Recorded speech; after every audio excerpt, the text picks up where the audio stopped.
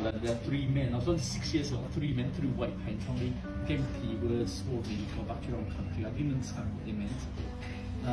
And even at school, a lot of kids did play football with you and be absolutely fine. There's no issues. They just did like another person. But you could pick out a few that had already been taught that these people, you shouldn't like them, you shouldn't play about with them. They're not your type of people. Going forwards, when we moved to Blakenall, we used to come to Blakenall quite a bit. My auntie used to live down the centre, and uncle. And I don't know, you guys are all really young, but if you're old as I am, you remember we used to have some flats at the back. We had Cobden House, Franchise House. I lived in Franchise House already.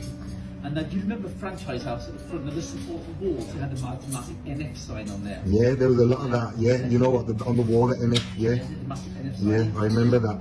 My cousin and his friend were throwing stones at it one day, and we were playing football in the field right opposite, and they were throwing stones at it, bricks at it, and they go throw some stones there. So we were throwing stones at this massive NF sign, which is short and national front, which was right wing park at that time. And I said, why are you throwing stones at this sign on the wall? And he goes, when you get older, you'll understand. Well, he didn't realise that I'd already gone through racism. I'd already had racist abuse thrown at me, but I didn't understand it. I just thought, these guys just don't like me. I remember walking the street and people just come and just punch your face, and they'd have their friends and they'd die different like that outside the school. And we learned to fight back. This is the only way of surviving in those days. I recall the time when the shop was going to be attacked. Oh yeah.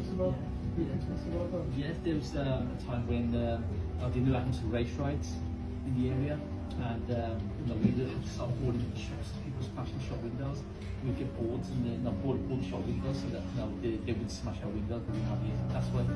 Up the Vijay Street, we've got our old shop there that's been closed for about 16 years, and it's right by the temple. I think it's on the edge of. We had that fire recently. It's the shop on the corner there, and the windows are like got all the bars on them, and we had them done at that time.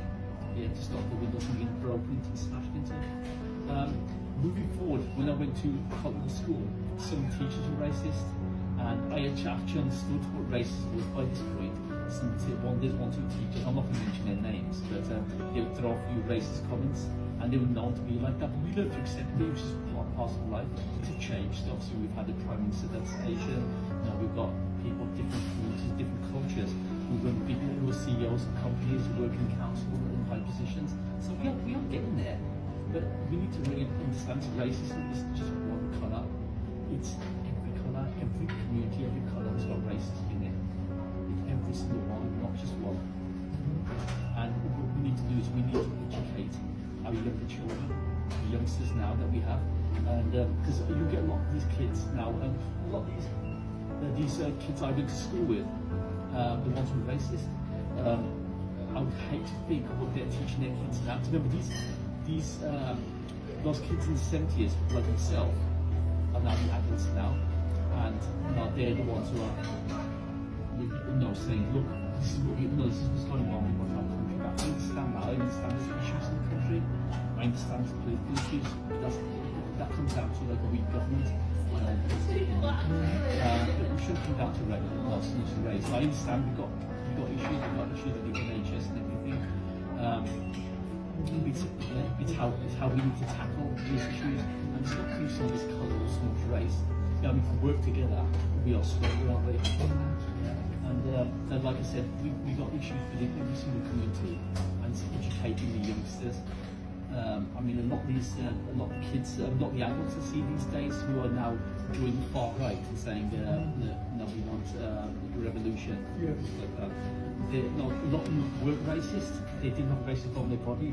Things have changed, or maybe they did have racism in their body, and it's just they've been authorised. It's authorised to come out now as they're feeling strong about it.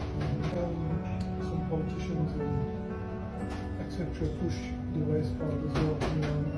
People living off that as well. There's always an agenda for somebody. People do it for their own personal political gain. Some people do it for, maybe some people do feel deep down that we want to see a change in the country. That's something we have to respect that.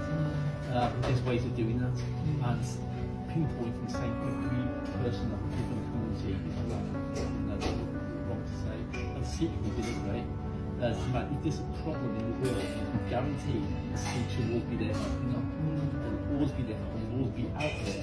Like if you have like a flood or like a hurricane, you see them out there helping the community. And that's one way of tackling these issues. Because people then will look at you and say, "Hang on, these people are okay. This community's good." And that's how. Those marginalised communities, like people that have been coming over and struggling with, in different countries as well. I've been in the army. There's what I remember one incident. There's the only two guys that weren't white was me and one black guy, and they made him lie down while they were walked over it. As I said, I teach a group of Assyrians and people from Kuwait, etc. And obviously, when I was with the group this morning, at TLC, and I think sometimes people scapegoat them for the country's problems, where we have the wealth of the UK is with the billionaires that have taken a lot that need to give back, rather than scapegoating people that are struggling with life. Yes, we know, I think migrants, I'm just not talking about migrants, people of other races commit crimes and migrants too. This is what the far right focus on with their populist ideas, but I believe it's more about, rather than focusing on them, they need to look, because they're being funded by some of the richest billionaires. They need to question themselves, because 70% of the wealth of the UK is with them, and we're only surviving on the 30%. That's what we're surviving on, so there's not enough to go around, and that's why we've got mass poverty. That's why people are struggling. I know a police officer that was he's an anti-terrorist officer, and he told me, I've been to where they stay, and he said it's substandard housing, and people say they're in these hotels, they're in substandard housing, and there's 3 or 4 of them in one room, so it's not the best housing situation for them either, but it is something that needs to be tackled, and I'm sure the next government that comes in, or this government, should start looking at real solutions rather than scapegoating just them. That's what I would say on that. I'm sorry, Vijay. No, I think that's more like the system. You're not looking at the system.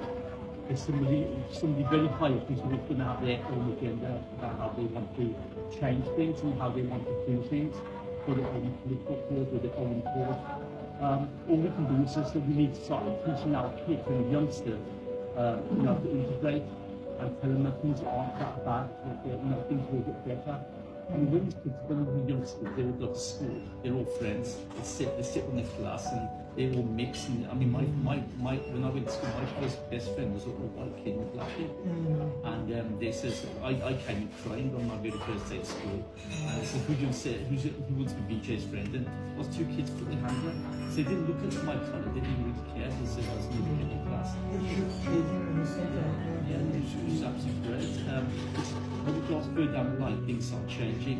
We can start educating young kids into thinking, all the people are your friends. You can work, you can play together, and then eventually you'll be working together. And that's where we're going to tackle this. So it's